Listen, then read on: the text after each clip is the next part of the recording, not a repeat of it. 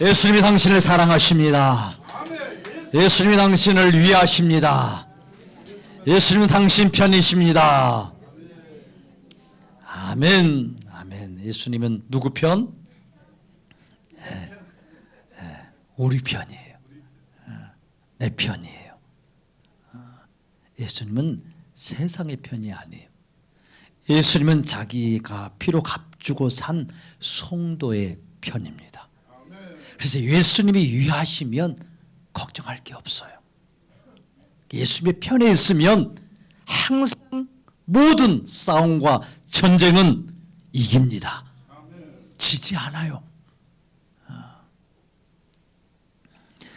그래서 우리 늘 이런 예수님의 은혜로 삽니다. 천국 가는 길은 율법과 계명의 길이 아니라 예수의 길입니다. 예수의 길. 오직 예수님만이 천국 가는 길이고 천국 가는 진리이고 천국 가는 생명이 되어 주십니다.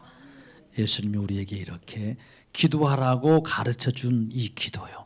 우리가 주기도문을 이렇게 지난 몇 주 동안 계속 6장을 함께 살펴보면서 그 안에 있는 9절부터 13절까지 말씀을 나누었어요.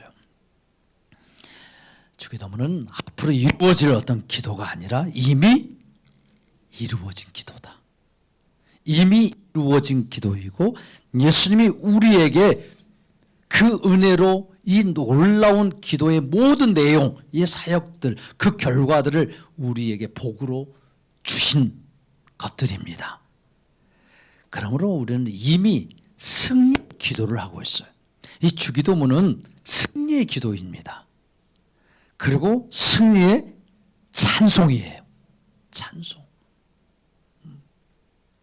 예수님이 이렇게 기도하라고 하셨지만 제자들은 물론 이 시대를 살아가는 모든 인간들이 간절히 바라고 원하는 그런 기도 내용은 아니에요. 실상은. 우리가 기도하는 것들을 보면 과연 이 주기도문과 얼마나 흡사하게 기도하는지, 기도문의 내용에 들어있는 어떤 기도문이 아니라 우리의 기도 제목의 리스트를 보면 이 주기도문과 전혀 다른 기도를 하고 있어요. 그렇지 않아요? 모든 인간이 기도하는 이유는 무엇입니까? 내가 이 땅에서 잘 되는 거예요. 내가 이 땅에서 잘 사는 거예요. 내가 이 땅에서 원하는 것을 이루는 거예요. 병들지 않고 아프지 않고 환난 만나지 않고 평안하게 사는 것. 모든 종교인들이 하는 기도의 제목이고 소원입니다. 이건 기독교뿐만 아니에요. 불교 믿는 자들이나 이슬람교를 믿는 자들이나 상관없어요. 그런데 예수님이 이렇게 기도하라 쭉 말씀하시면서 가르쳐준 이 기도문, 우리가 실제적인 삶에서 필요한 것으로 어떤 필요한 양식을 얻는 기도처럼 여겨지지 않아요. 우리의 필요와는 좀 동떨어진 기도문 아니에요? 우리가 이 땅에서 이루고 싶은 어떤 소원의 제목의 기도가 없어요. 나의 급한 기도, 나의 기도 제목 리스트 안에 있는 것, 사실 이 주기도문 안에는요, 없어요. 그렇게 주기도문은 짧게 하고 끝내는 거예요. 그렇잖아요. 그리고 내 기도를 주구장창 오랫동안 많이 하는 거예요. 이게 주기도문으로 기도한다라는 게 무엇인지 다 잊어버렸어요. 예수님께는 가장 중요한 것인데 예수님이 이렇게 기도하라고 했으면 이것이 가장 중요한 것이고 이 기도의 내용들을 우리의 삶에서 이루어주고 싶은 가장 원하는 것이고 가장 복 있는 것인데 우리에게는 이게 가장 하찮은 것이 되어버렸어요. 목적이 되지 못하고 하나의 수단이 되어버렸습니다. 우리에게 가장 중요한 것인데 사실 예수님에게는 하찮은 거예요. 우리는 암이 걸렸으면 암에서 낫는 것이 우리의 인생의 가장 큰 일이야. 그런데 예수님은요, 그건 큰 일이 아니야. 그건 얼마든지 고칠 수도 있고 그냥 안 고쳐서 천국 데려갈 수도 있어요. 그건 예수님에게는 그건 아주 작은 일이에요. 예수님 말씀 한마디로도 중풍병자를 일으킬 수 있는 분이고 죽은 자를 살리실 수 있는 분이에요. 그러니까 예수님에게 중요한 것이 무엇인지 우리는 잘 몰라요. 그러니까 예수님과 우리는 맞는 사이다, 안 맞는 사이다? 안 맞는 사이야, 안 맞는 사이. 뭐처럼? 그래, 로또처럼. 진짜 안 맞는 사이야, 로또처럼. 예수님이 이렇게 하라고는 예수님이 원하면 여기인데 우리 원하면 여기야. 우리가 하고 싶은 것은 이곳인데 예수님이 이쪽 가래. 우리는요, 예수님과 이렇게 같은 방향으로 간다라고 생각하는데 절대 우리의 타락한 인생은 예수님과 한 길 걸어갈 자가 없어요. 예수님이 이렇게 억지로도 끌고 가지 아니하면 절대 그냥 놔두면 제 갈 길로 가는 인생입니다. 제 갈 길로. 내가 가고 싶은 대로 가는 거예요. 우리는 다 양 같아서 제 갈 길로 갔거늘 하나님께서 그 그리스도에게 그 허물과 죄악의 짐을 다 담당시키셔서 사는 거예요.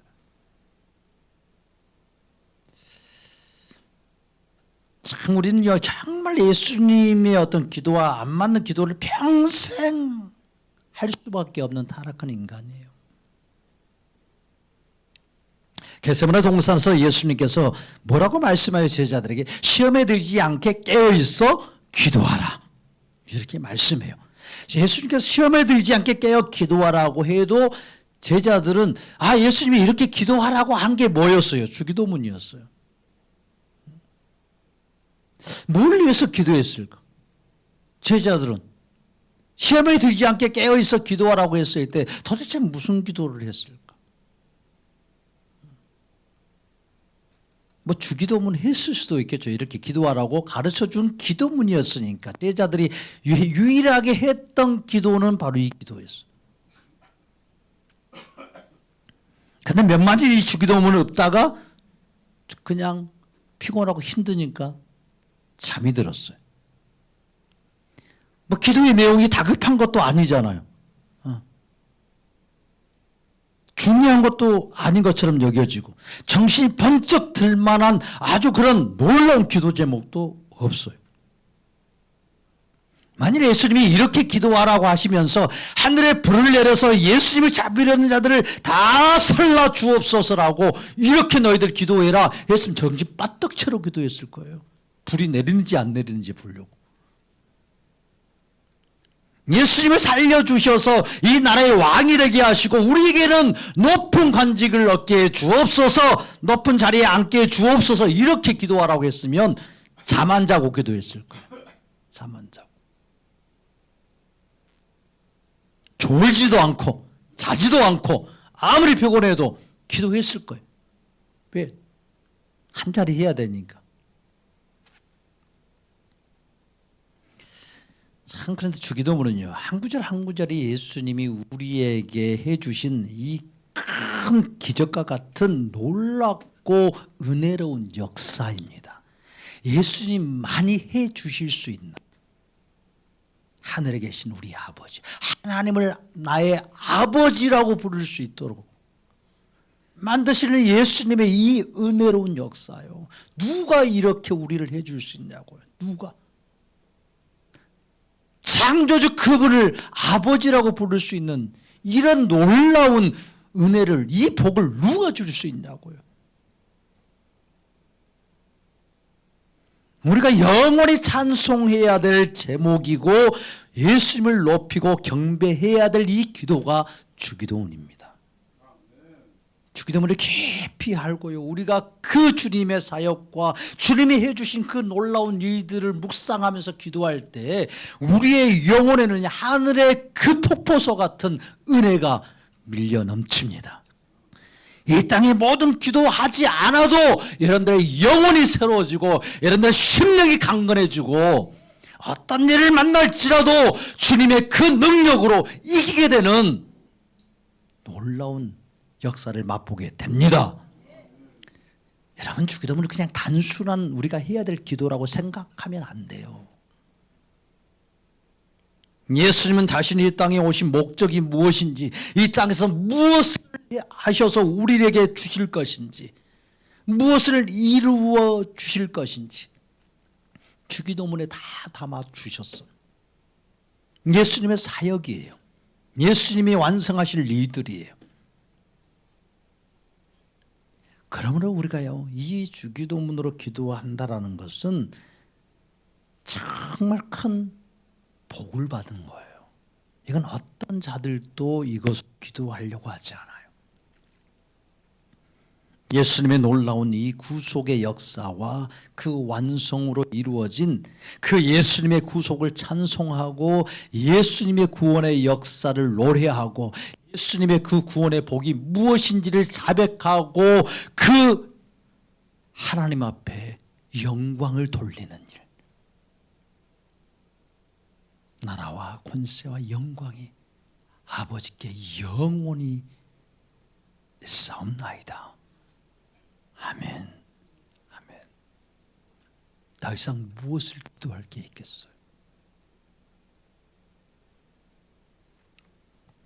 예수님은요, 다른 어떤 기도보다 우리가 수백 시간을 기도한다고 할지라도 우리가 다른 어떤 찬양보다 이걸 좋아하셔요. 주님이 하라고 하는 거. 주님이 하라고 하는 거. 그래서 우리가 다른 기도하지 않냐면 주님이 이루어 주지 않을까? 구하라겠는데 구하지 않냐면 주님이 안 주시는 거 아니야? 그러니까 주님이 말했어요. 땅의 거 구하지 말라고. 나를 구하라고 말해요. 오직 너희는 그 나라와 그의 의를 구하라. 하나님 나라로 오신 예수님, 하나님의 의로 오신 예수님만 구해라. 그러면 다 이루어준다. 믿으시길 바랍니다. 믿으시길 바라요. 내가 이 땅에 구하는 것들로 인해서 내가 사는 인생 아닙니다. 예수님이 하나님이 주시는 것으로 나는 사는 인생이지.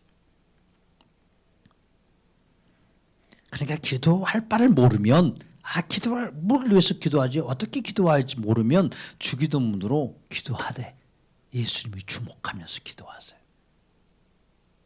왜 주님은 왜 이렇게 기도하라고 하셨을까? 왜 기도하라고? 다른데 이렇게 기도하라는 게 딱 이 기도 내용이 딱 한 군데 있어요. 성경에.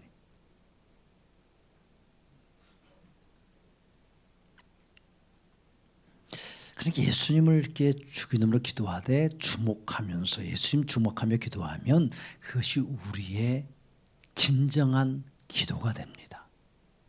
주님이 이렇게 듣기를 원하시는 기도예요. 주님이 받으시기를 원하시는 기도. 이것이 주님을 찬양하는 것이고 예수님의 은혜가 우리의 영혼 가운데 우리의 심령 가운데 이렇게 깊이 파고들 수 있는 은혜가 되게 합니다. 모든 성경이 예수님이 누구신지를 말씀하고 있어요. 예수님이 중요하기 때문에.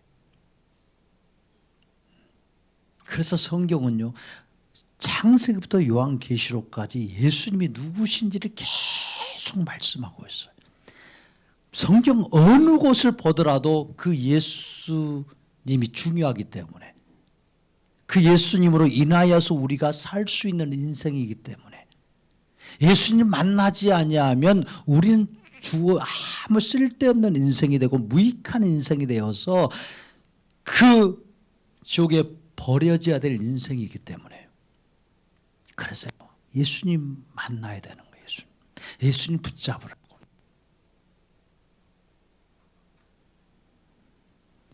그래서 모든 성경이 예수님이 이 땅에 오셔서 완성하신 이 구원의 역사, 예수님의 그 복, 이 모든 것들이 기록하고 있다는 것을 놓치면 성경은요 그냥 공자할 맹자할 되는 거예요. 내가 이렇게 윤리적으로 도덕적으로 이 계명을 내가 지켜서 복받아야 되겠다. 그래서 스스로 무거운 짐을 막 짊어지고 인생의 수고를 하면서 살아가려고 예를 쓰는 거예요. 내가 해야 될 일밖에 보이지 않아 성경을 열었을 때. 내가 지켜야 될 율법과 계명들만 가득 차 있어. 이렇게 해라, 이렇게 하지 말아라. 이렇게 해라, 이렇게 하지 말아라. 얼마나 그게 싫어요. 자식들이 제일 싫어하는 게 뭐예요? 부모가 이렇게 해라, 저렇게 해라. 이렇게 하지 말아라. 이건 하지 말아라. 이렇게 해라. 이런 잔소리 하는 거 정말 싫어. 그렇잖아. 근데 성경도 계속 그래요. 이렇게 해라, 이렇게 하지 말아라. 이렇게 해라, 이렇게 하지 말아라.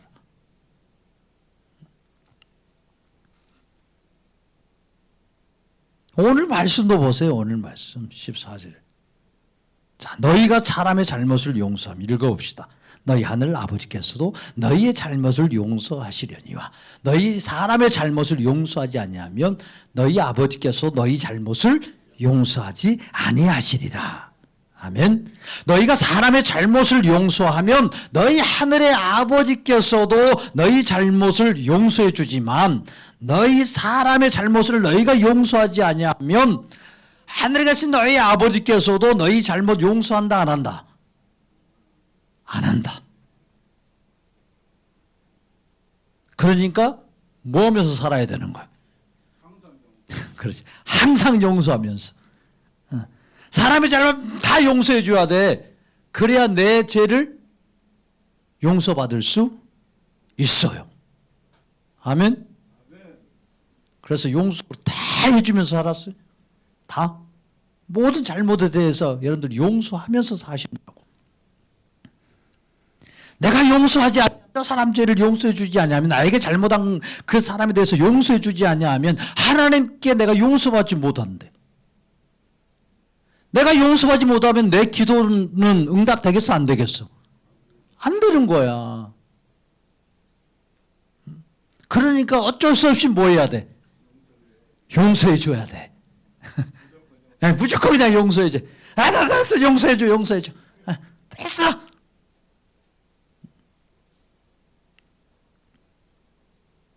다른 사람이 용서하지 않으면 하나님도 나를 용서하지 않을 것이라고 이 말씀을 딱 붙잡는 거예요. 쏘졌잖아요, 그렇게. 그래서 그렇게 이해해요. 그래서 억지로라도 뭐 해야 된다? 용서해야 돼. 뭐 하려고? 하나님께 지은 내 죄를 사함받기 위해서.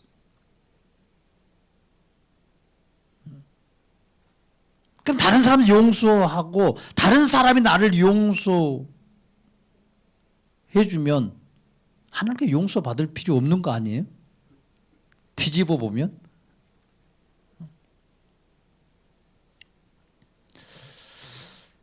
그냥 이런 말씀을 읽다 보면 용서해야 된다라는 이게 굉장히 큰 부담감으로 다가와요. 도덕적인, 윤리적인, 종교적인 이 부담을 크게 짐을 안게 될 수밖에 없어요. 내가 하나님께 용서받으려면 어쩔 수 없이 용서해 줘야 되겠네. 내가 하나님께 이 기도 제목들 내가 그래서 하는 것들 이렇게 다 응답 받으려면 용서해 줘야 되겠네. 억지로라도 그냥 용서하는 척 하는 거예요. 내가 남편도 용서하고 그래서 아내도 용서하고 부모도 용서하고 자식도 용서하고 그래야 하나님이 나의 죄도 용서해 주고 기도도 들어주신다는 이렇게 생각해요. 그러니까 이게 뭐가 되냐면 다시 또 율법이 되는 거예요. 또 계명이 돼요. 이렇게 말하면 인간관계 회복과 어떤 이 화목, 평화를 추구하는 데는 이게 긍정적인 효과가 될 수 있어요. 윤리적인 도덕적으로 접근하면. 용서 안 되는 용서를 하나님께 용서받고 나의 기도를 응답받으려고 내키지 않는 용서라도 흉내라도 내니까 좀 관계가 나아지지 않아요? 그런데요. 마음의 치유는 일어나지 않아요. 마음은 안 편해. 마음은 불편한 거예요. 그래서 속병이 나는 거예요. 그래 속병이. 때로는 그래서 화병이 나요. 시간 지나고 나서. 용서하지 못한 것에 대한 때로는 또 죄책감도 생기는 거예요. 그러니까 오히려 율법주의로 이렇게 흘러갈 수밖에 없어요. 그리고 용서해 주지 않으면서도 다 용서한 것처럼 막 그렇게 스스로 다 잊어버리고, 잊어버렸으니까 용서한 거다 그렇게 생각하는 거예요. 그러니까 이 말씀대로라고 하면 이게 지키기 쉬운 말이에요, 어려운 말씀이에요. 여러분들 이 말씀 다 지켰어요? 못 지켰으면 하나님께 용서 받았어, 못 받았어? 못 받았어. 그러니까 내가 사람의 잘못을 용서해야 하나님도 나의 죄를 용서해 주신다고 하니, 나의 죄를 용서받는 게 쉬워요, 어려워요? 어려운 일이야, 엄청. 내가 다른 사람의 잘못을 용서할 것이 많겠어요? 하나님이 내 죄를 용서해 주셔야 될 게 많겠어요? 진짜요? 진짜 여러분들 그렇게 생각해요? 안 그렇잖아. 다른 사람들이 나에게 잘못한 것이 많지 무슨 내가 하나님께 죄 지은 게 더 많겠어. 이렇게 많은 사람들이 생각해요. 특히 교회에 열심히 다니는 사람들, 종교생활 열심히 하는 사람들, 윤리와 도덕적으로 그렇게 깨끗하게 사는 사람들은 다 이런 생각을 할 수밖에 없어요. 내가 하나님께 용서받을 걸 조금 있고 모두가 다른 사람들 나에게 잘못한 게 많아. 왜? 나는 의롭고 윤리적으로 도덕적으로 이렇게 깨끗하게 살았기 때문에 잘못은 누가 하겠어? 다른 사람들이 하지. 그러니까 하나님께 대하여 나는 그래도 의로운 자다. 나는 용서받을 게 많이 있다, 조금 있다, 좀밖에 없다. 이렇게 생각하는 사람들이 많아요, 의외로. 윤리와 도덕적으로 살고 있기 때문에 율법과 계명을 가지고 어떻게든지 지키면서 경건하게 살려고 하기 때문에, 특히나 그러니까 바리새인과 서기관들은요 이런 삶이었어요. 하나님께 용서받을 것은 지극히 적어. 다른 사람들이 나에게 잘못한 건 엄청 많은 거예요. 그러니까 오늘 같은 말씀을 들으면 신앙적이고 윤리적이고 도덕적인 계명을 잘 지키는 사람들은 하나님께 나를 용서받을 자격이 있다고 여기겠어요? 없다고 여기겠어? 그지? 있다고 여기지. 왜? 내가 해놓은 선한 일이 많이 있기 때문에, 내가 해놓은 선한 봉사가 많이 있기 때문에, 내가 쌓은 의와 공로가 많이 있기 때문에 내가 지은 이런 작은 죄, 하찮은 죄를 용서해 주시는 것이 뭐가 어렵겠냐고. 그래서 신앙생활을 열심히 한 자들, 경건한 자들, 윤리와 도덕적으로 산 자들은요 자신이 죄인이라는 이 고백을 매우 하는 것을 주저합니다. 당신은 죄인이라고 말하면 듣기를 매우 거북해요. 얼굴이 막 우락부락해요. 나는 죄를 지은 것이 없네. 그렇게 죄인이 아닌데.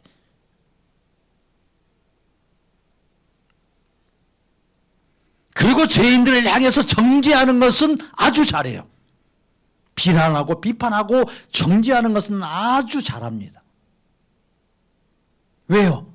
그렇게 정죄하고 비판해야 반대로 내가 어떤 사람이 되기 때문에, 의로운 자가 되기 때문에, 내가 그래도 저 사람들보다 더 높은, 더 나은 그런 선한 자라고 하는 위치에 서 있는 것처럼 느껴지기 때문에 그 죄인들을 막 정죄하는 거예요. 입 다물고 있으면 뭐라고 여길 수 있기 때문에, 똑같은 사람들이라고 여길 수 있기 때문에 막 정죄하는 거예요. 나쁜 놈이라고 욕하는 거예요.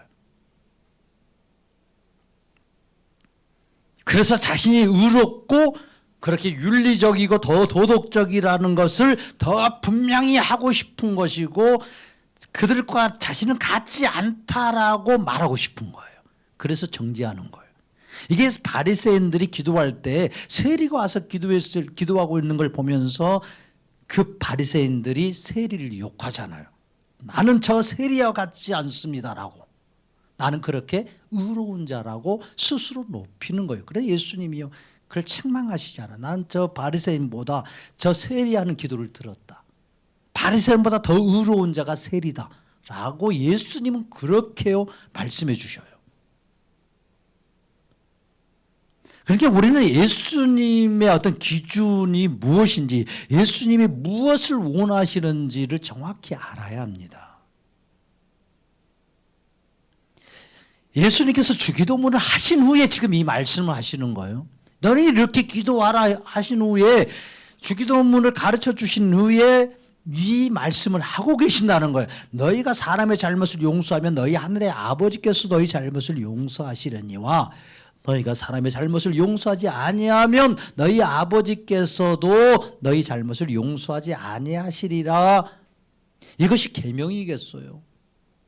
이것도 지금 누가 다 이루시는 말씀이에요. 누가? 예수님이. 예수님. 주기도문에서 이미 가르쳐 주었어요. 예수님의 사역이 무엇인지, 예수님이 무엇을 해줄 것인지, 예수님이 왜 이 땅에 오셨는지, 그리고 무엇을 할 것인지를 이 주기도문에서 예수님의 그런 사역들을 다 말씀해 주셔요. 그리고 그 사역의 열매가 무엇입니까? 용서입니다.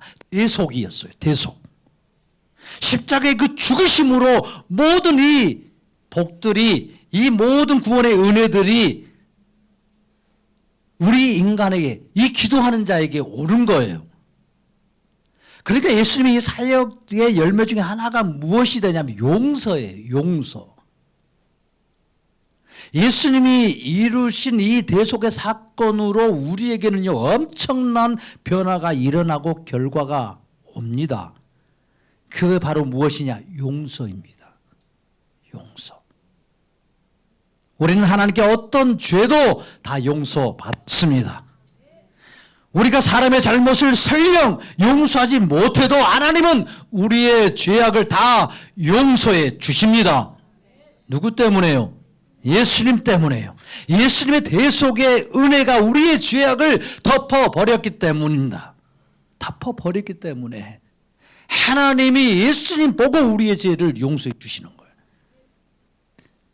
용서는요, 내가 하느냐 마느냐에 따라서 하나님이 나의 죄를 용서해 주고 안 해주고의 문제가 아닙니다.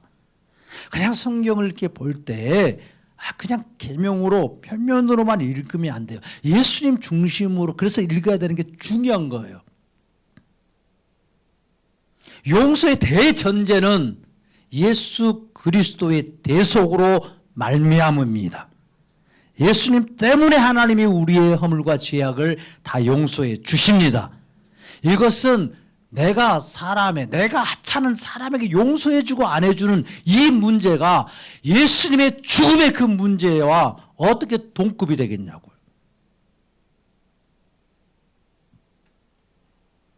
따라서 합시다. 용서의 주체는 내가 아니고 용서의 주체는 하나님이십니다. 용서는 내가 하는 것이 아니라 용서는 하나님이 하십니다. 아멘. 우리는 이 말씀을요 이렇게 오해해서는 안 돼요. 이미 주기도문에서도 살펴보지 않았습니까? 우리가 우리에게 죄인 자를 사해 준 것처럼 우리 죄를 사하여 주시옵고, 우리가 똑같은 말이에요 지금. 그렇죠?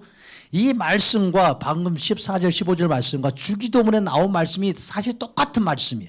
우리가 우리에게 죄 지은 자를 사하여 준 것처럼 그러잖아요. 만약 우리가 우리에게 잘못한 자를 이렇게 용서해 주는 것처럼 똑같죠? 하나님이 우리 죄를 사하여 주옵소서. 이렇게 해주면 하나님도 우리 죄를 용서해 주신다. 똑같아요 이게. 그러니까 이걸 반복해서 똑같은 말씀을 지금 하고 계시는 거예요. 그런데 예수님이 가르쳐준 이 기도를 오해해서 이런 내용을 조건과 어떤 결과로 항상 얘기해요. 용서해 주면, 내가 용서해 주면 하나님도 용서해 줘. 그러니까 용서의 주체가 누가 되는 거예요? 내가 되는 거예요. 용서는 나로부터 시작되는 거예요. 내가 잘하면 하나님도 나를 용서해 주는 거고, 내가 잘못하면 하나님도 나를 용서 안 해줘. 그러니까 누가 중요하게 돼? 내가 중요한 거예요. 내가 주체가 돼버리는 거예요. 그게 하나님은 주체가 안 돼. 하나님이 주체이신데, 하나님이 모든 일의 주관자이신데 인간의 행위에 따라서 하나님이 이렇게도 하고 저렇게도 하신대. 그렇게 하나님이 얼마나 무능력하냐고요. 그러다 보면 사람이 이렇게 해달라고 하면 이렇게 해야 되고, 이거 하지 말아달라면 안 해줘야 되고, 이렇게 가요. 그러니까 인간의 어떤 행위에 따라서 그 장단에 춤추는 분이 하나님이시냐고요. 아니에요. 그렇게 하나님을 모독하면 안 돼요. 그렇게. 하나님은 우리를 만드신 분이, 우리는 그분 앞에서 죄를 지어서 타락한 인간이고요. 어떤 자도 하나님 앞에서 옳다 인정을 받을 자가 없습니다.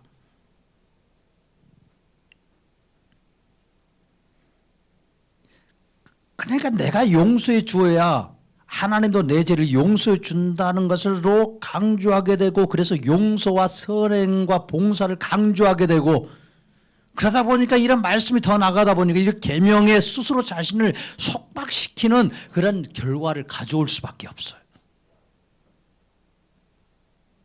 그러니까 예수님의 은혜로 구원 받아놓고 다시 율법으로 돌아가는 거예요. 너무 쉬운 일이에요. 너무 쉬운 일. 그래서 바울이요 갈라디아 교회에 그 예수 복음을 전했는데 몇 달이 되지 않아서 다 율법으로 넘어가 버렸어요. 다른 복음으로 가버렸어요. 예수를 버리는 거예요. 아, 예수는 내가 믿고 있지만 다시 율법 계명을 내가 지켜야 구원이 완성된다라고 착각해 버리는 거예요. 예수님도 해야 되지만 나도 해야 된다라고 하는 이런 인간의 공로 사상이 순식간에 몰려 들어와요. 이것이 인간의 타락한 죄성입니다. 죄성이요. 그러니까 하나님 앞에서 나는 무익하다, 나는 죄인이라는 고백을요 못하는 거예요.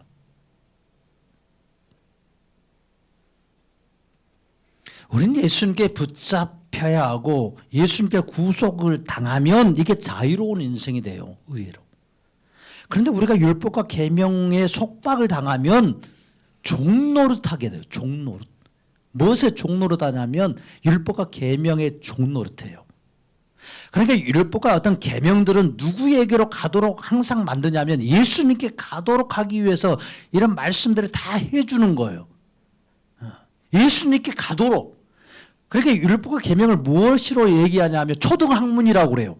초등교사라고. 초등교사는요 다 가르쳐 주는 거예요. 이것이 잘못됐다, 이거 안 된다, 하지 말아라 하면서 누구께로 인도하려고 하냐면 예수님께로, 그 목적지로 인도하려고, 좋은 데로 인도하려고 그 얘기를 계속 해주는 거예요. 그래서 초등교사라고 말해요. 그러니까 너희가 만일 사람의 잘못을 용서하면 너희 하늘 아버지께서 용서하려 하시려니와 너희가 사람의 잘못을 용서하지 아니하면 너희 아버지께서 너희 잘못을 용서하지 아니하시리라 하니까 내가 다 용서하면 살아야지. 그래, 내가 용서하면 살아야지. 억지로라도 용서해야지. 그래서 어떻게 하려고? 그래서 자기 의를 높이는 거예요. 그래서 내가 용서하는 삶을 살았다라고. 내가 이런 일에도 용서했다라고. 누가 높아지는 거예요? 자기가 높아지는 거예요. 그래서 다시 또 인간 중심이 돼요. 이런 말씀은 내가 나는 도무지 하나님께 용서받지 못할 인간이구나 라고 생각해야 되는데, 이 말씀을 읽으면서 내가 사람의 잘못을 어떻게 다 용서할 수 있어? 나 다 용서 못하는데 내가 어떻게 다 나에게 잘못한 사람 찾아가서 일일이 잘못했다라고, 잘못한 건 내가 용서해 준다고 말하고 어떻게 다 살 수 있어? 그렇게 할 수 없잖아요. 근데 그걸 하려고 해요. 내가 막 이렇게 어떻게 해서라도 최대한 해서 하려고 해서 내가 했다라고 말하고 싶은 거야.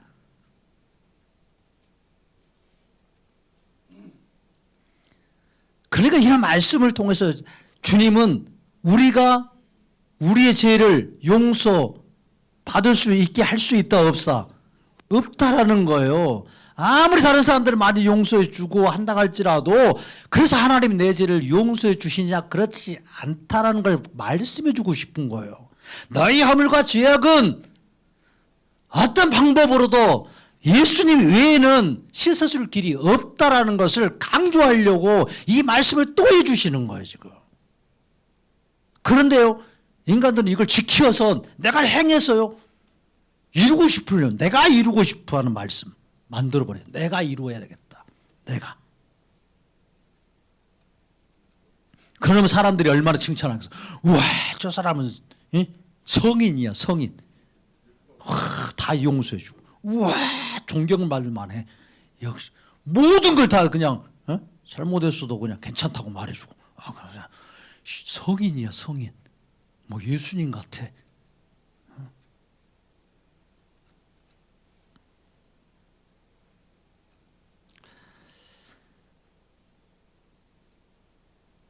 우리는요 금방 예수님 자리에 앉기에 너무 최적화되어 있어요. 정신 못 차리면 금방 예수님 자리에 앉아가지고 있어 우리가.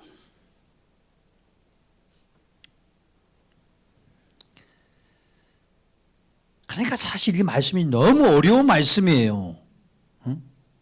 이게 쉬운 말씀 아니라니까요. 이래가지고 용서받을 사람 한 사람도 없다니까요. 수고하고 무거운 짐진 자들아 다 내게 오라 내가 너희를 편히 쉬게 하리라 하신 예수님이 마치 이런 무거운 짐을 주시는 것 같아. 아주 나쁜 예수님처럼. 우리가 용서한 만큼 하나님도 우리 죄를 용서해 준다고 하면 우리가 죄를 다 용서받고 천국 갈 자가 과연 있겠냐고요.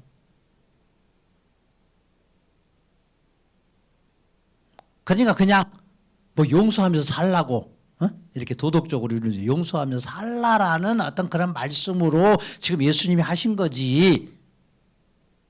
이렇게 또 예수님의 말씀을 갖다가 자기 스스로 확 늘려놓은 거야. 예수님 늘리지도 않은 말씀을.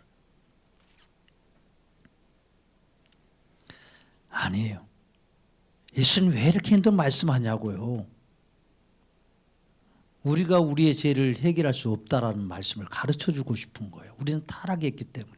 하나님의 형상을 입은 인간에게 대가 같은 것이 전혀 없이 모든 창조 세계를 다스리고 정복할 수 있는 이 놀라운 은혜를 인간에게 주셨어요. 인간을 창조하시고. 이것은요 하나님의 선물이었어요. 그들이 뭐 잘해서요. 인간이 뭐 똑똑하고 잘나서 많은 일을 해서 하나님이 다스리고 정복해라 이런 뭐 권세를 주셨냐고요. 아무것도 한 것도 없어요.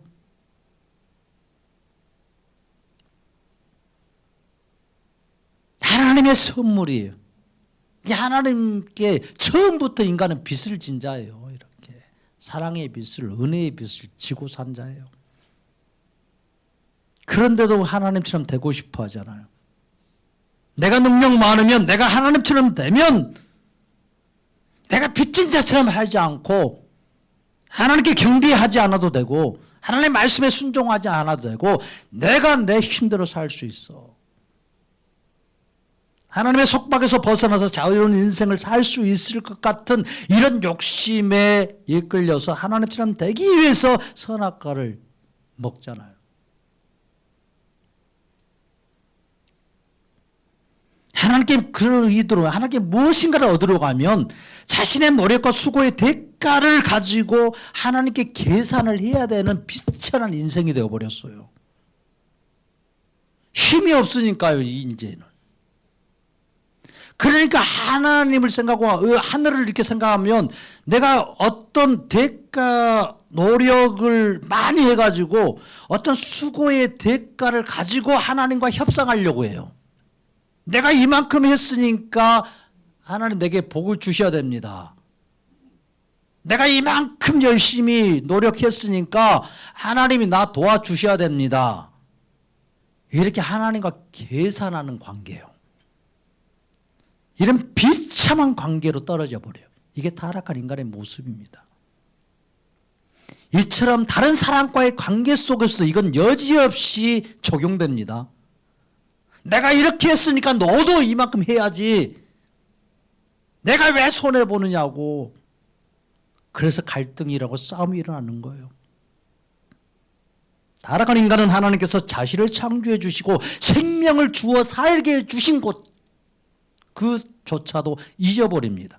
자신들이 한 만큼 하나님도 나에게 해주어야 마땅하다라는 이런 소리를 하는 거예요. 그렇게 해주지 아니하면 분노합니다. 삿대질하는 거예요. 하늘을 향해서도. 내가 헌신하고 노력한 만큼 다른 사람들도 나에게 당연히 해주어야지. 해주지 아니하면 병나는 거예요. 속병 나고 싸움하는 거예요. 그래서 늘 배신당하는 거고, 자신이 원하는 대로 얻지 못하고 대우받지 못해서 분노하고 억울함을 호소하면서 평생 살다가 지옥에 떨어지는 것이 인간의 실체입니다. 타락한 인간의 모습이에요.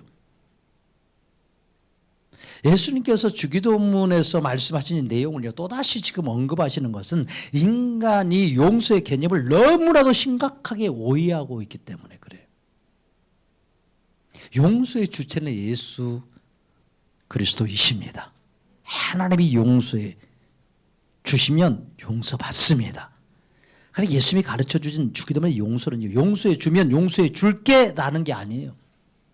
용서받을 자격이 하나도 없는데 예수님이 우리의 허물과 죄악을 짊어지고 십자가에서 고난받고 죽으심으로 하나님의 진노를 받아서 버리심당하심으로 내가 그렇게 버림당해서 지옥에 들어가야 되는데 예수님이 그렇게 버림받고 지옥에 들어가셨어. 용서해 주니까 용서해 주는 게 아니에요. 긍휼하심으로 은혜로 그냥 용서해 주시는 거예요. 사랑으로 그냥 용서해 주셨어요. 그러니까 예수님의 용서의 사역이 이루어짐이 이미 주기도문 속에서 이게 다 이루어진 거예요. 예수님 안에서는. 그러니까 이 말씀을 하시는 거예요.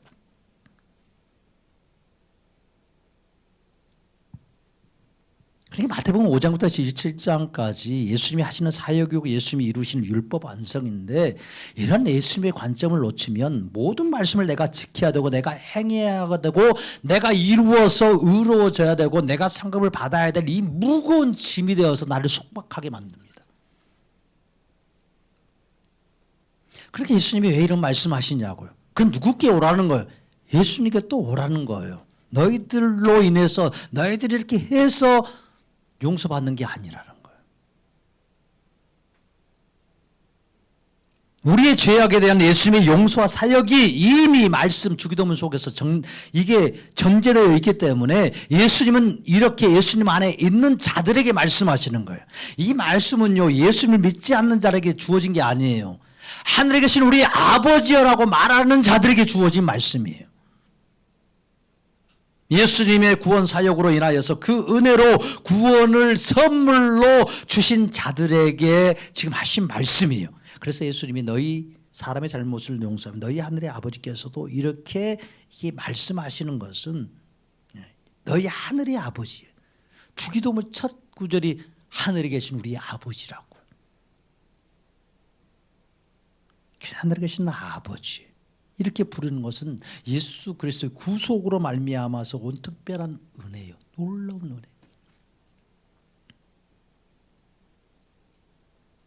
그러니까 아버지라고 불렀다는 것은 이미 예수 그리스도를 영접했다는 거예요. 하나님의 자녀가 되었다라는 말씀이에요. 예수를 믿고 예수님 안에 있다라는 게 전제되어 있는 말씀이에요. 그 자녀의 권세는 용서받는 거예요. 잘해서 용서받는 게 아니에요. 앞으로 깨끗하게 살 것이니까 용서받는 게 아니에요. 자식이니까 용서해 주는 거예요. 자식이니까. 또 죄지을 줄 알면서 용서해 줘. 한번 용서해 주면 절대로 그 길 안 가고 올바르게 이제 말씀 잘 듣고 한 번 더 올곧하게 갈 걸 생각하면서 용서해 주지 않아요. 또 실수할 줄 알면서, 또 그럴 줄 알면서 용서해 주는 거예요. 이게 부모에게 주신 하나님의 은혜입니다. 사랑이에요. 자식은 절대 그럴 수 없어. 자식은 안 되는 거예요. 그러니까 하나님의 아버지가 그렇게 용서하시는 거예요. 도무지 용서받을 수 없는 자가 이 땅에 성육신하여서 오신 이 예수 그리스도로 말미암아서 그 허물과 죄악을 그 온몸에 다 담당하시고 고난받고 십자가에 죽으신 예수님 때문에 모든 추악하고 더러운 죄악이 다 용서받았습니다. 우리의 죄를 용서받을 만한 어떤 고행, 어떤 수련도 할 필요가 없어요. 내 죄를 용서받기 위해서 내가 금식하고 고행하고 수련하고 내 성품을 갖고 닦아서 용서받는 게 아니에요. 예수님은 내 죄를 대신 짊어지고 십자가에 제물되어 죽으심으로 나의 모든 허물과 죄악을 다 씻어 주셨습니다. 그래서 구원이 은혜입니다. 용서가 은혜입니다. 그러니까 오늘 하시는 말씀은요, 또 한편 적용할 수 있는 말씀은 이렇게 은혜로 도무지 용서받을 수 없는 이 죄악에서 용서함을 받았다면, 건집을 받았다면 너희가 용서하지 못할 게 무엇이 있겠냐는 거예요. 예수님이 이걸 용서해 주셨는데, 우리의 허물과 죄악을, 이 정말 큰 허물과 죄악을 용서해 주셨는데, 인간이 나에게 잘못한 것이 얼마나 크겠어요. 커봤자 이 땅에서밖에 아니지. 이 땅에서 어떤 작은 영향력일 뿐이지. 그렇다고 내 인생이 영원히 망하냐고요. 내 인생이 영원히 죽냐고요. 그러지도 않는데. 그러니까 너희가 용서할 못할 게 무엇이겠냐는 거예요. 다 용서할 수 있게 된다라는 말씀이에요, 지금. 그런 말씀도 지금 하시는 거예요, 지금 예수님이. 그러니까 너희가 사람의 잘못을 용서하면 너희 하늘 아버지께서도 너희의 잘못을 용서하시려니와, 그러니까 예수님이 너희를 용서해 주는 것은 이 땅에서 너희들이 할 수 있는 그 어떤 용서와도 견줄 수 없는 용서라는 거예요. 예수님이 나를 용서해 주시는 것은 내가 단순히 내가 사람에게 박정남에게 나에게 뭘 잘못했는데 내가 용서해 주는 그런 차원이 아니라는 거예요. 그런 차원과는 비교할 수 없다라는 거예요. 예수님의 용서는.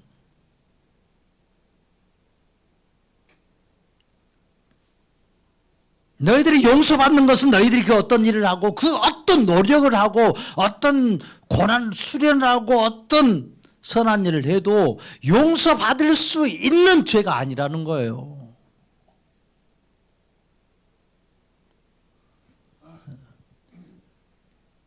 이런 죄를 어떻게 용서받냐고요. 예수님의 은혜로밖에 없죠. 그러니까 이런 말씀을 듣고 있었던 제자들도 예수님을 이렇게 깊이 깨닫지 못할 때 이 말씀이 매우 어려웠어요. 매우 어려웠어요. 이해하기 힘들었어요. 그러니까 베드로가 예수님께 그렇게 묻잖아요.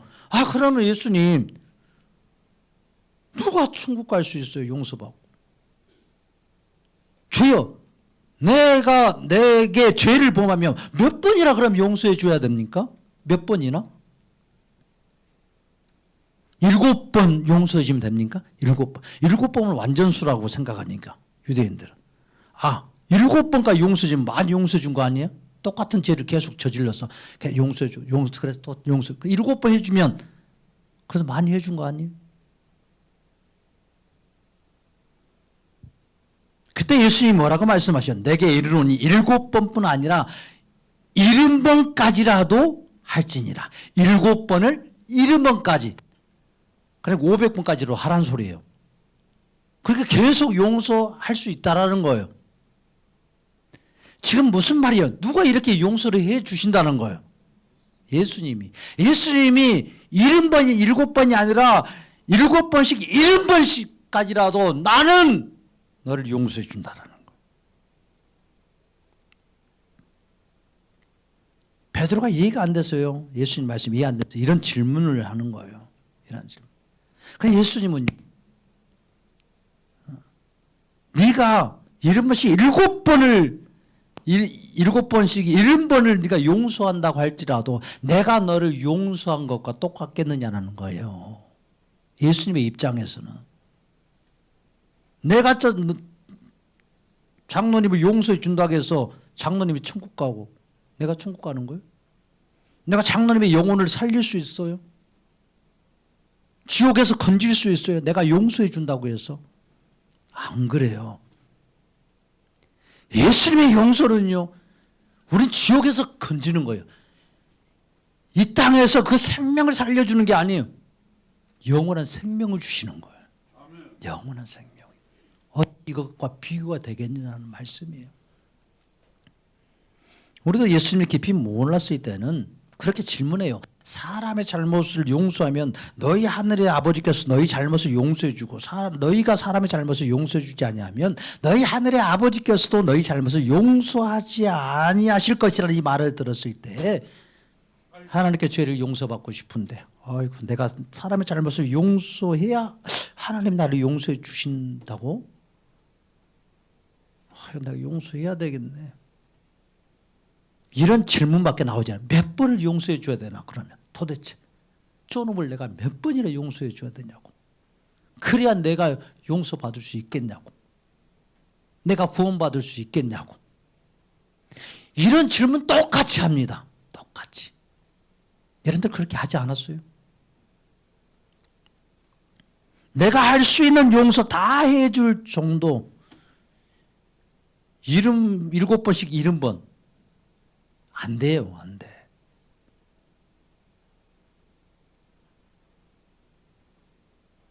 예수님이 그렇게 말씀하신 이유가 뭐겠어요? 용서를 언제까지 해줘야 됩니까? 7번씩 70번씩이라도 할지니라 라고 이렇게 예수님 말씀하셨을 때는 네가 70번씩 7번까지라도 용서받은 자가 바로 너다. 내가 너를 그렇게 용서해 주었다. 이 말씀이에요. 이 말씀. 예수님의 용서는요, 하루에도 70번씩, 7번씩, 70번까지라도 용서해 주시고, 우리를 긍휼히 여기시는 예수님의 사랑입니다. 예수님의 사랑이요. 예수님이 우리의 허물과 죄악을 이렇게 낱낱이 우리가 눈을 떠서 잘 때까지 그 죄악을 손으로 세신다면 헤아릴 수 없어요. 500번이요? 1000번도 넘어요. 1000번도. 그런데 살고 있는 거예요. 이런 용서를 값없이 받았어요. 값없이. 내가 너를 그렇게 사랑한다. 내가 너를 이렇게 사랑한다라는 거예요. 7번씩 7번까지라도 내가 하루에 너를 용서해 주면서 너를 사랑하면서 내가 너와 함께하고 있다. 이런 용서를 값없이 받고 있는 자가 바로 너다 라고 가르쳐 주시는 것이 예수님의 말씀이에요. 그래서 예수님이 1만 달란트의 비유를 하시잖아요. 1만 달란트의 비유. 마태복음 18장부터 나오는 1만 달란트의 비유. 1만 달란트 빚진 자 하나를 데려오매 갚을 것이 없어요. 그래서 주인이 명하여서 그 몸과 아내와 자식들 모든 소유를 다 팔아서 갚게 하라고 해요. 그래도 다 갚겠어요. 일단 아내도 팔아야 돼요. 자기도 종 돼야 돼요. 자식들이 다 노예로 팔아야 됩니다. 다 팔아도 그 빚의 1%도 못 갚아요. 그러니까 이 종이 엎드리죠. 제발 불쌍히 여겨달라고. 불쌍히 여겨달라고. 그러니까요. 그 왕이 탕감해줘요. 그냥 그 빚을 없애줘 버렸어. 그런데 그 종이 밖에 나가가지고 100데나리온, 자기에게 100데나리온을 빌린 사람을 만나요. 목을 잡고 나 지금 살 거 하나도 없어졌어. 빨리 얼른 갚어. 100데나리온 갚어.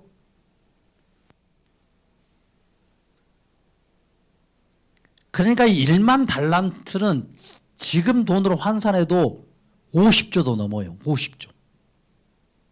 50조도 넘어. 100데나리온은 1000만 원, 3000만 원 정도 돼. 그게 50조 이상을 탕감받은, 변제받은 자가 밖에 나와서 이 몇천만 원 나에게 빚진 자를 목 잡고 갚으라는 거예요. 안 갚으면 네 처자식 다 감옥에 넣어버리겠다는 거예요.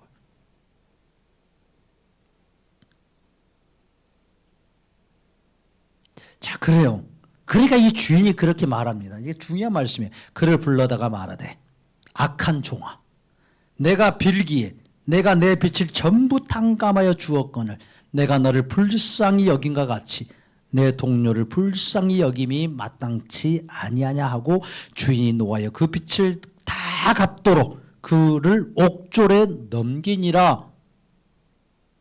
그러면서 35절 말, 너희가 각각 마음으로부터 형제를 용서하지 아니하면 나의 하늘 아버지께서도 너희에게 이와 같이 하시리라.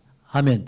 여기도 똑같은 이 말씀이 지금 주기도문 오늘 본문 말씀 여기 마태복음 18장에서도 형제를 용서하지 아니하면 하늘의 아버지께서도 너희에게 이같이 하신다고 또 말씀하시는 거예요. 그러니까 어디에다가 포커스 방점을 두고 말씀을 읽어야 돼요 지금. 어디에다가. 근데 우리는 다 35절에다 포커스를 줘요. 어디에 지금 포커스를 두어야 되나? 예수님이 정말 하고 싶은 말은 뭐였어요? 1만 달란트의 빛을 탕감해 준 주인은. 이게 포커스예요. 그런데 우리는 인간 내가 할 일에다 항상 맞추는 거예요. 그러니까 내가 이렇게 용서해 주지 않냐면 하나님께 용서받지 못하는구나. 지옥 갈 수 있는구나. 이렇게 생각해 본다는 거예요.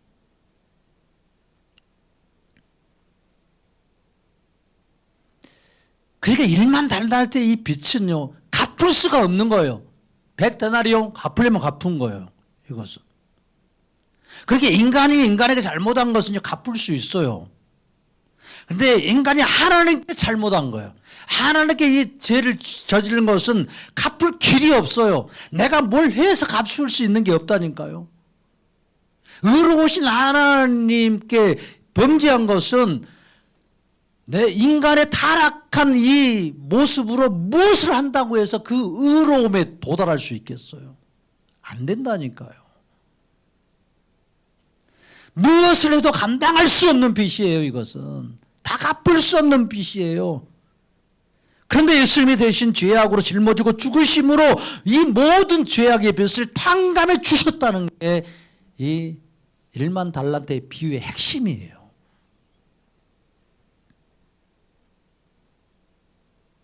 그러니까 여러분들의 생각에도 그냥 보면 이렇게 1만 달란트 빚을 탕감받았으면 100데나리온의 빚을 이렇게 진 자들의 그 빚을 탕감해 주는 게 쉽겠어요? 어렵겠어요?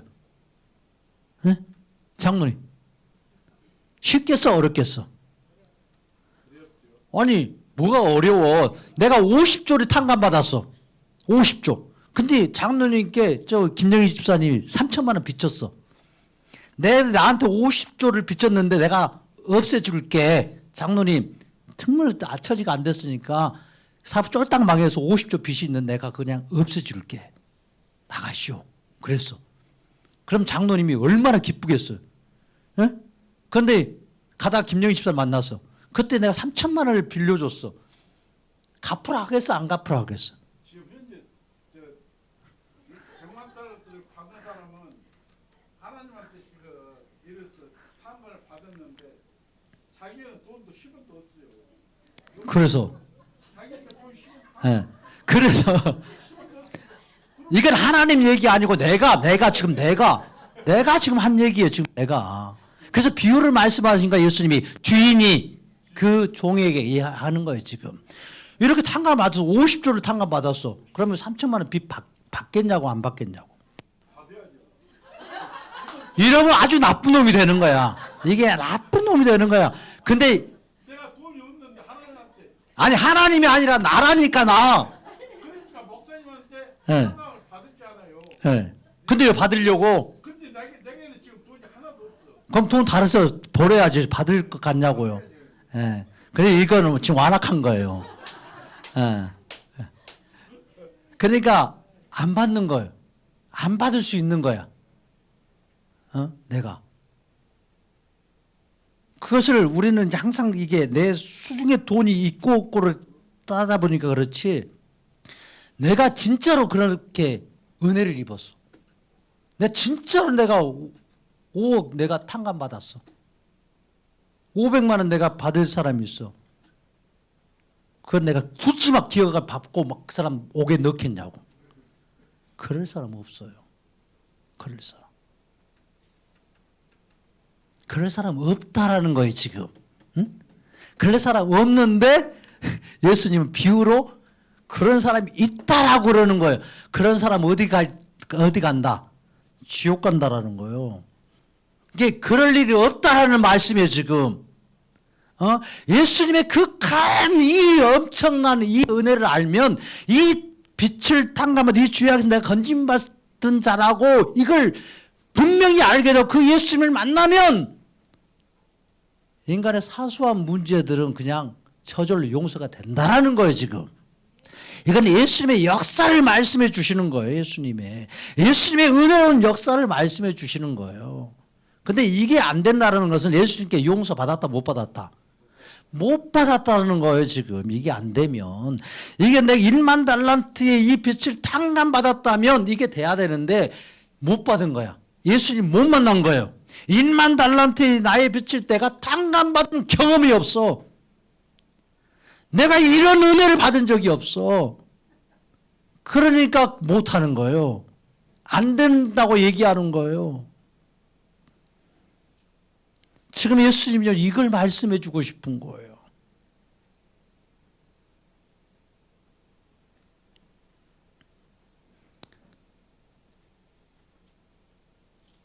그러니까 1만 달란트의 빛을 탕감받는 자가 주인의 불쌍히 여김. 그러니까 얼마나 그 주인이 불쌍한 마음이 들어 불쌍히 여겨줬으면, 긍휼히 여겨줬으면 얼마나 사랑해서 뒤집어 보면 사랑이에요. 그걸 알았다는 거예요, 몰랐다는 거예요? 몰랐다는 거예요. 이 1만 달란트의 빛을 탕감받은 자가 모르는 거예요. 이것이 죄악이라는 거예요. 이게 죄악이라는 거예요. 이게 잘못이라는 거예요. 그러니까 너희가 각각 마음으로부터 형제를 용서하지 않냐면 나의 하늘 아버지께서도 너희에게 이와 같이 하시라. 용서하지 않는다는 말씀이에요. 그러니까 예수님이 친히 우리를 하나님이 양자 삼으시도록 죄인된 우리의 허물과 죄악을 긍휼히 여기사 마음으로부터 용서해 주신 분이에요. 누가? 예수님은 우리를 하나님의 양자 삼으시려고, 하나님의 양자가 되면 하나님의 아들이신 그분과 우리는 뭐가 되는 거예요? 형제가 되는 거예요. 형제. 그러니까 그렇게 양자 삼아 주시려고 우리를 불쌍히 여기사, 긍휼히 여기사 그 우리의 허물과 죄악을 짊어지고 죽으시는데, 예수님은 마음으로 꿍해서 억지로 죽으신 게 아니라는 거예요. 억지로 내가 어쩔 수 없어서 저 죄인의 짐을 짊어지고 나의 짐을 짊어지고 십자가에서 죽으신 게 아니라는 거예요. 그 마음으로부터 나오는 이 긍휼과 사랑을 가지고요, 나를 사랑하시는 이 진심 어린 그 마음을 가지고요, 나의 허물과 죄악을 짊어지고 십자가에서 죽으셨다라는 거예요.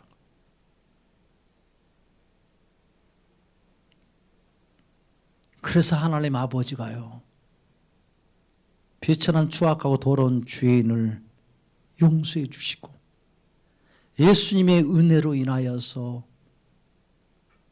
나 같은 자를 양자 삼아 주신 거예요. 우리를 양자 삼아 주셨어요. 할렐루야. 그러니까 그분의 육체의 모든 죄악을 친히 담당해서 죽으심으로 용서해 주셨습니다.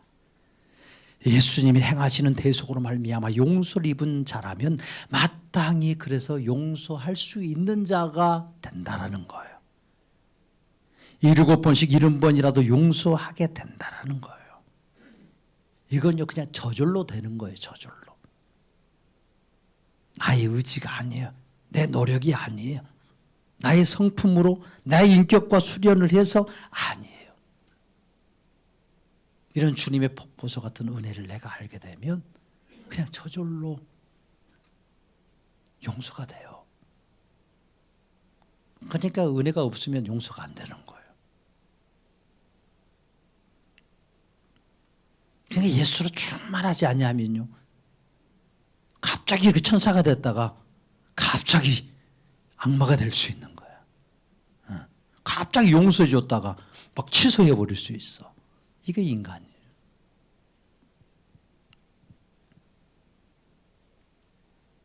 그러니까요, 이 예수님의 은혜와 능력으로요, 우리 용서받고 용서해 줄 수 있는 거예요.